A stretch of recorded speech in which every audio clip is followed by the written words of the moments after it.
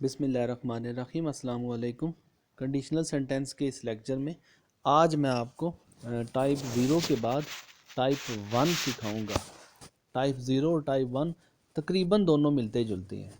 आप ये याद रखिएगा, आप चाहे कोई भी टाइप कंडीशनल की पढ़ रहे हो, ज़ीरो है, वन है, टू है या थ्री है, आप हमेशा याद रखना कि आप मेरा सारे लेक्चर पिछले लेक्चर के साथ कनेक्टेड है। मैंने बाकायदा तौर पे लेक्चर 1, 2, 3, 4 के साथ मैंने सारा कंडीशनल सेंटेंस को एक्सप्लेन किया हुआ है। आप काइंडली पिछला लेक्चर सुन के अगला लेक्चर सुने तो आपको इस लेक्चर की ज़्यादा अच्छी समझ आ सकती है। मैं हर लेक्चर में एक ही बात कहता हूँ। तो चलिए मैं टाइप वन को स्टार्ट करता हूँ। टाइप वन में आपको मैंने टाइप ज़ीरो में बता चुका हूँ। टाइप वन ऐसा सेंटेंस होगा जिसमें हमने इनकार की गुंजाइश मौजूद है। दोनों तकरीबन मिलते जुलते हैं। देखें, टाइप ज़ीरो में भी लास्ट में गा गी गे आता है और टाइप वन के लास्ट में भी गा गी गे दोनों क्लासेस में रिपीट होगा। इफ़ क्लास और मेन क्लास में डिफरेंस आपको मैं ऑलरेडी वीडियो में बता चुका हूँ कि क्लासेस में क्या डिफरेंस होता है। इसमें फ्रेज क्लास सेंटेंस पे ऑलरेडी मेरी वीडियो अपलोड हुई हुई है। तो चलिए क्लास क्लास में कहूँगा तो आपको पहले क्लास में फ़र्क पिछली वीडियोज़ में समझ के फिर आगे वीडियो की तरफ आना है। आपको फिर वीडियो ये बहुत अच्छी समझ लगेगी। तो देखिए टाइप ज़ीरो में भी आपको बताया हमने दोनों साइड पे गा गी गे यूज़ करना है। चलिए अगर टाइप वन में भी और टाइप ज़ीरो में भी लास्ट में गा गी गे है तो हमें पहचान कैसे होगी कि टाइप ज़ीरो का है या टाइप वन का है। याद रखना, टाइप वन पेपर में बहुत ही ज़्यादा रिपीट होने वाला सेंटेंस है। तो देखें हमने कैसे पहचान करनी है। हमने ऐसे पहचान करनी है कि टाइप ज़ीरो में आपको बताया कि उसमें कोई यूनिवर्सल ट्रूथ बयान किया गया होगा जिसमें आप इनकार नहीं कर सकते, जबकि टाइप वन में आपके पास इनकार की गुंजाइश होती है। देखें अगर तुम मुझसे बुलाओगे, एग्जाम्पल को आप चेक करें सॉरी, अगर तुम इसे बुलाओगे तो वो आ जाएगा। एक बात है, अगर तुम इसे बुलाओगे तो वो आ जाएगा। हम देखें टाइप वन में हमारे पास इनकार है, टाइप ज़ीरो में हमारे पास इनकार नहीं है। तुम उसे बुलाओगे तो वो आ जाएगा, आ जाएगा। अब देखें अगर तुम उसे बुलाओगे, मैंने उसे बुला लिया, क्या वो आ जाएगा? ये डिपेंड करता है उस पर। हो सकता है वो आए, हो सकता है वो ना आए। हो सकता है मेरे कहने पे वो मेरी बात सुन जाए, हो सकता है मेरे कहने पे वो मेरी बात ना सुने। अब देखें इसमें ना की गुंजाइश भी है। अगर ना की गुंजाइश है तो ना वाले सेंटेंस सारे टाइप वन में आते हैं। दूसरी एग्जांपल, अगर हम सैर को गए तो तुम्हें बुलाएंगे, अगर हम सैर को जाएंगे तो तुम्हें बुलाएंगे।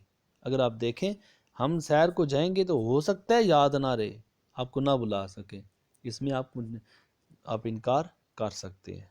ठीक है, जबकि टाइप ज़ीरो में इनकार नहीं है। इन शॉर्ट ये कि ये इनकारी जुमले हैं। अगर ये इनकारी जुमले हैं तो देखें दोनों क्लासेस में आपने क्या क्या यूज़ करना है। ये फर्स्ट क्लास और ये आगे वाली ये सेकंड क्लास है। फर्स्ट क्लास तो आपकी प्रेजेंट टेंस की होगी, फर्स्ट क्लास आपकी प्रेजेंट टेंस की है। अगर इस क्लास की एक पहचान ये है, अगर एक साइड पे प्रेजेंट टेंस है, दूसरी साइड पे आपने क्या क्या यूज़ करना है। अब देखिए दूसरी साइड पे आप will, shall, can, may, should वगैरह को यूज़ कर सकते हैं। ठीक है, और इसके साथ आपने फर्स्ट वर्ब यूज़ करना है। बहुत इंपॉर्टेंट बातें हैं। मैंने आपको समझाने के लिए ना, मैंने हेल्पिंग वर्ब जो है वो मैंने ब्लू के साथ, ये देखें हेल्पिंग वर्ब मैंने ब्लू के साथ, और जो मेन वर्ब है वो मैंने पिंक के साथ। इसी तरह मैंने जैसे टेंसेस मैंने एक एक चीज़ को हाईलाइट किया हुआ है, इसमें भी मैंने सारी चीज़ों को हाईलाइट किया हुआ है।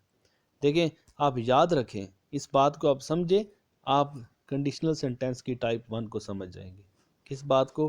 कि टाइप वन में अगर एक साइड पे प्रेजेंट टेंस है, एक साइड पे देखें, एक साइड पे अगर प्रेजेंट टेंस है, दूसरी साइड पे आपका याद रखिए इन सब में से कोई ना कोई ज़रूर होना चाहिए। विल, शैल, कैन, मे, कोई ना कोई ज़रूर होना चाहिए, और इसके साथ आपका फर्स्ट वर्ब आएगा। देखें अगर एक साइड पे प्रेजेंट टेंस है, ये देखें आप, एक साइड पे प्रेजेंट टेंस है, दूसरी साइड पे हमारे पास विल शैल में से और या फर्स्ट वर्ब होना चाहिए इसके साथ। अगर ये चीज़ें कंडीशन पूरी करती हैं तो ये आपका टाइप वन में आ जाएगा। बहुत आसान बातें हैं, कोशिश कर रहा हूँ जितना इजी से इजी हो सके मैं आपको समझा रहा हूँ। मैं फिर आपको इसी बात को रिपीट कर दूं, टाइप 1 में एक साइड पे प्रेजेंट टेंस के लिए आपको टेंसेस का आना बहुत ज़रूरी है। कंडीशनल सेंटेंस समझने के लिए आप अगर टेंसेस अगर आपको आते हैं तो 80% आप कंडीशनल सेंटेंस समझ चुके होते हैं। देखें, एक साइड पे प्रेजेंट टेंस, एक साइड पे प्रेजेंट टेंस, दूसरी साइड पे इन सब में से कुछ भी आप ऐड कर सकते हैं, कुछ भी एग्जामिनर दे सकता है। जैसे देखें, ये विल भी दे सकता है, शैल भी दे सकता है, कैन भी दे सकता है, मे भी दे सकता है, कोई भी इनमें से आ सकता है, लेकिन इन सब के साथ फर्स्ट वर्ब का होना लाजमी है। उम्मीद है आप इस चीज़ को समझ चुके होंगे। तो देखें, if you call him he will come, एक साइड पे प्रेजेंट, दूसरी साइड पे हमारे पास हेल्पिंग वर्ब के साथ फर्स्ट वर्ब आएगा। अब इसी तरह अगर आप नेक्स्ट देखें तो मैंने क्या किया हुआ है, अब ये देखें दो साइड है आपके पास, ये एक साइड है, ये वाली आपके पास दूसरी साइड है। आप ये याद रखें, ये हमारे पास एक साइड है और ये हमारे पास दूसरी साइड है। ये देखें, ये फर्स्ट है और ये सेकंड है। टाइप 1 में ये लाजमी रिपीट होगा। क्या? फर्स्ट जो है अगर वो प्रेजेंट की है, दूसरी आपके पास विल शैल कैन मे के साथ फर्स्ट वर्ब आएगा। ऐसे उलट भी हो सकता है। कैसे हो सकता है? ये वाली साइड आपकी पहले आ जाए और ये वाली साइड आपकी दूसरे नंबर पे आ जाए। मैं साफ करके आपको बता दूं, अभी देखें, ये वाली साइड आपकी पहले भी आ सकती है, ये वाली साइड आपकी दूसरे नंबर पे, कोई इशू नहीं है। चाहे ये वाली साइड पहले आए या चाहे ये वाली साइड पहले आए, हमने सिर्फ ये देखना है अगर एक साइड आपके पास गिवन होगी, ठीक है, आप इन दोनों में ना एक साइड आपके पास गिवन होती है,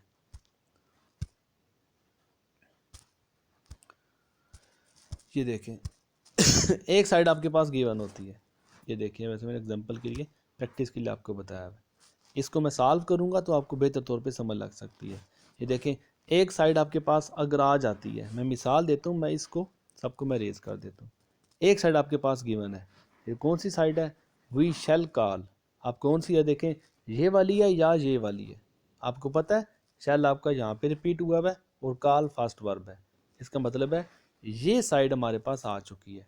अगर ये साइड आ चुकी है, दूसरी साइड कौन सी रहती है? दूसरी साइड हमारी प्रेजेंट वाली रहती है। अगर प्रेजेंट वाली रहती है, हमने यहाँ पे, आपको पता है, हमने प्रेजेंट टेंस को चूज़ करना है।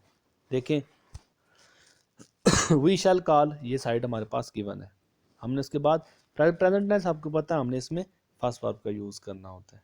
If we go for exercise, तो इन शॉर्ट ये है कि दोनों में से कोई भी साइड पहले आ सकती है, या प्रेजेंट पहले आ सकती है या विल शैल वाली पहले आ सकती है, दोनों में कोई भी, ज़रूरी नहीं है कि अगर प्रेजेंट पहले लिखा है तो ये वाली रिपीट होगी। चलिए इसकी प्रैक्टिस से आपको मज़ीद समझाने की कोशिश करता हूँ। इसके बाद अगर आप देखें, if you call him he dash the exam, आप याद रखें, मैंने इसे अंडरलाइन किया हुआ आपको समझाने के लिए। इफ़ यू कॉल हिम, आपको पता है कॉल फर्स्ट वर्ब है। अच्छा, इसमें देखें, यहाँ पे यहाँ पे देखें, यहाँ पे देखें, हमने कोई विल शैल यूज़ नहीं हुआ हुआ, कॉल फर्स्ट वर्ब, प्रेजेंट की पहचान ही फर्स्ट वर्ब है। अब कॉल हमारे पास एक साइड गिवन है, ये प्रेजेंट वाली, दूसरी साइड हमने देखनी है, ये होना चाहिए विल शैल कैन मे, ये होना चाहिए और इसके साथ फर्स्ट वर्ब होना चाहिए। देखें आप इधर, एक साइड हमारे पास गिवन है प्रेजेंट वाली, ये प्रेजेंट वाली आ गई, दूसरी साइड पर हमारे पास विल शैल कैन, जो मैं आपको बताया। अब ही के साथ हमने देखना है क्या? वुड, बिल्कुल भी नहीं। विल कम, हाँ हो सकता है। केम, सेकंड वर्ब नहीं चाहिए। शैल कमिंग, शैल तो है लेकिन आईएनजी वर्ब हमें इसके साथ नहीं चाहिए, ठीक है। और एक ही आपको पता है हमारे पास जो सही बचता है और वो विल कम वाला है। आपको पता है यहाँ पे विल भी हो सकता है, यहाँ पे विल भी है, शैल भी है, कैन मे भी है, कोई भी रिपीट हो सकता है। लेकिन टाइप 1 की पहचान एक साइड पे अगर प्रेजेंट है, दूसरी साइड पे आपके पास विल शैल कैन मे में से कुछ ना कुछ रिपीट होना चाहिए। उसके बाद दूसरी प्रैक्टिस में वी मे विजिट कश्मीर। अब देखें, मे वाली साइड पहले आ गई, जो मैंने पीछे आपको बताई है, ये वाली साइड पहले आ गई, मे वाली साइड पहले आ गई, मे के साथ फर्स्ट वर्ब है, मे वाली साइड पहले आ गई। अगर ये साइड आपके पास लिखी हुई है तो ये वाली साइड आपके पास नहीं लिखी हुई होगी। देखें, हमारे पास मे वाली साइड आ गई, आपको पता है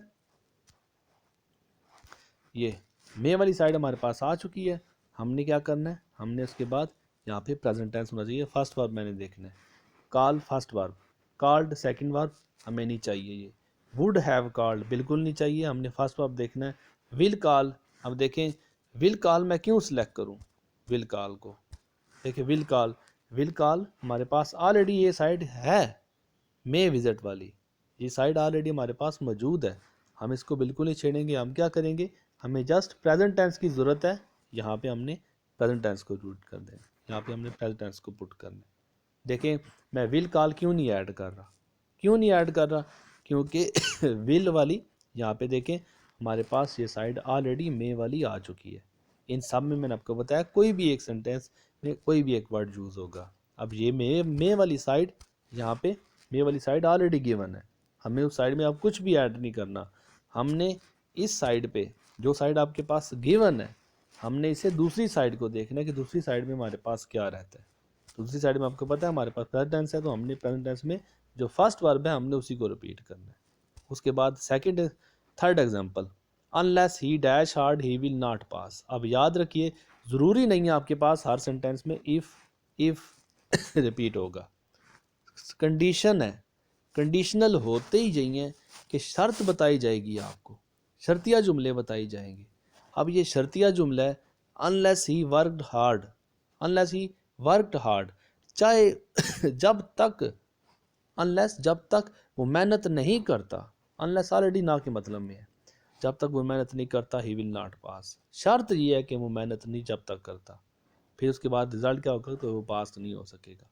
देखिए शर्तिया जुमले इफ़ के साथ रूल नहीं रिपीट होंगे, ये याद रखना आपने।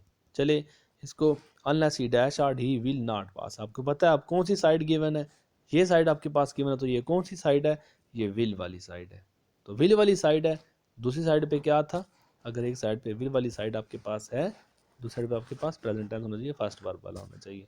हमने देखना है प्रेजेंट टेंस कौन सा है, वुड, पता है आपको पास्ट फॉर्म है, विल नहीं हो सकता क्योंकि विल वाली साइड हमारे पास आ चुकी है। वर्क्स फर्स्ट वर्ब यहाँ पे आएगा और वर्कड सेकंड वर्ब यहाँ पे नहीं आएगा। उम्मीद है आप इस एग्जांपल से समझ चुके होंगे। मज़ीद एग्जांपल के लिए आप ये देखें, I shall not go to Lahore, वही बातें मैं रिपीट कर रहा हूँ, आप समझ चुके हैं, तो आप खुद ब खुद इसे सॉल्व कर सकते हैं मेरे बताने से भी पहले। आई शैल नॉट, आपको पता है हमने एक साइड गिवन है ये हमारे पास, शैल वाली साइड, विल शैल कैन, ये साइड हमारे पास गिवन है, दूसरी साइड पर हमारे पास प्रेजेंट टेंस होना चाहिए। Present tense first verb, rain first verb, rains first verb, will नहीं चाहिए, सेकंड वर्ब नहीं चाहिए। अब रेन भी है और रेन्स भी है। फर्स्ट वर्ब आपको पता है सिंगल सब्जेक्ट के साथ हमने वर्ब के साथ एस वाला ऐड करना होता है, तो रेन्स हमारा राइट ऑप्शन है, वो हम यहाँ पे पुट कर देंगे, ठीक है। और लास्ट एग्जांपल में, if you will dash a book I give you guidelines.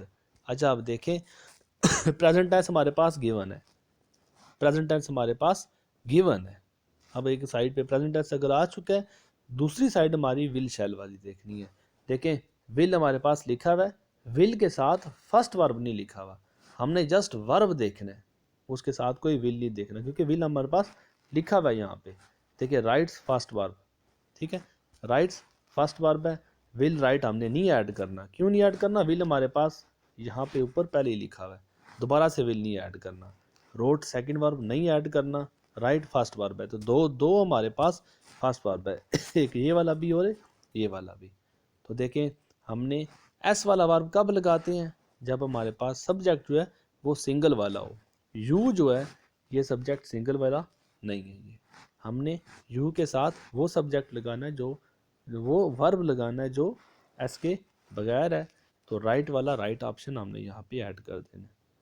उम्मीद है जितनी भी मैंने कोशिश की है कंडीशनल सेंटेंस के टाइप 1 को समझाने की, आपको काफ़ी हद तक इससे मदद मिली होगी। बाकी रही बात सेकेंड ईयर के बच्चों के लिए, या ट्रांसलेशन जो बच्चे अटैम्प्ट करते हैं, मैंने बाकायदा तौर पे इसे ट्रांसलेट के साथ दिया हुआ है कि आज में आप ये देखें आपने अगर ट्रांसलेशन आती है तो कंडीशनल सेंटेंस की मदद से आप ट्रांसलेशन को कैसे सॉल्व करते हैं। एग्जांपल्स मैंने उर्दू में दी हुई है, अगर आपको लगे कि ये टाइप 1 से है तो उसकी मैंने जो एग्जांपल बताई है, जो मैंने बताया क्लासेस को यूज़ करके आप इसे ट्रांसलेट भी कर सकते हैं। उम्मीद है आपके लिए वीडियो काफ़ी हेल्पफुल साबित हो। उम्मीद है कि आप लोग इसे ख़ुद भी प्रैक्टिस करेंगे। मज़ीद प्रैक्टिस के लिए आप अपनी की बुक को भी यूज़ करेंगे। दुआओं में याद रखिएगा। अल्लाह हाफिज़।